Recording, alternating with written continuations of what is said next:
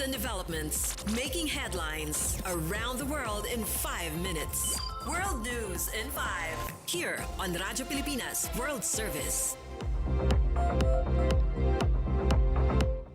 Good day to all of our listeners here on Radyo Pilipinas World Service. This is World News in 5 and I'm your host, Steph Vicente.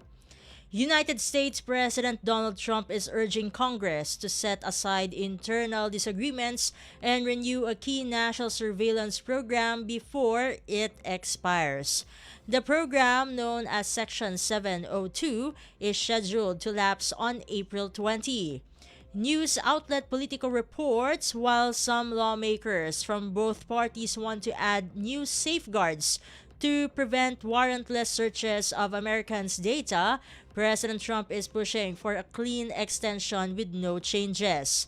According to U.S. Senate Intelligence Committee Chair Tom Cotton and other senior lawmakers, the president has asked Republican leaders to approve a straight renewal, possibly for 18 months or longer.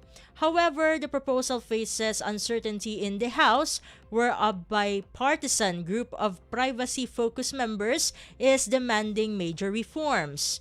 U.S. Congressman Jim Himes said Trump's support could unite Republicans but may also discourage some Democrats who have concerns about executive power and respect for the law.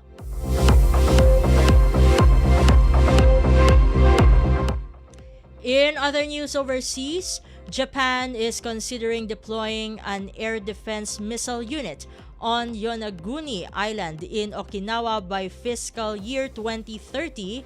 That's according to Japanese Defense Minister Shinjiro Koizumi. GG Press reports Minister Koizumi noted that the timeline could change depending on the progress of facility construction. The Japanese Defense Ministry plans to station a self-defense forces unit equipped with medium-range surface-to-air missiles to intercept aircraft and ballistic missiles. Yonaguni Island is located about 110 kilometers from Taiwan and is considered a strategic point in Japan's southwestern island chain. Minister Koizumi said the government is currently conducting basic studies and other preparations for the planned deployment. He also announced that a briefing for island residents will be held on March 2, promising a thorough and careful explanation of the plan. And finally, the Indonesian government is facing growing financial pressure from its China-led high-speed railway project. Nearly 2 years after operations began in October 2023, GG Press reports rising construction costs and lower than expected passenger numbers have made it harder to repay the debt.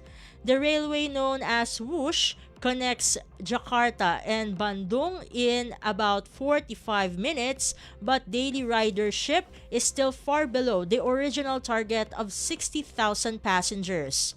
Indonesian State Secretary Prasetyo Hadi said the government will now use the national budget to help cover the project's debt, with support expected to reach about 1.2 trillion rupiah a year.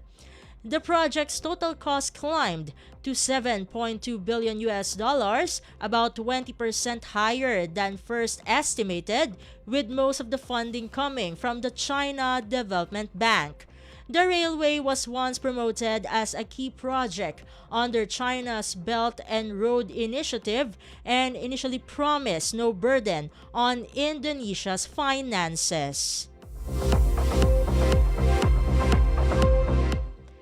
And that concludes today's edition of World News in 5. For Radyo Pilipinas World Service, this has been Steph Vicente. Good day and stay safe, everyone. World News in 5. Right now. News and developments, making headlines around the world in 5 minutes. World News in 5, here on Radyo Pilipinas World Service.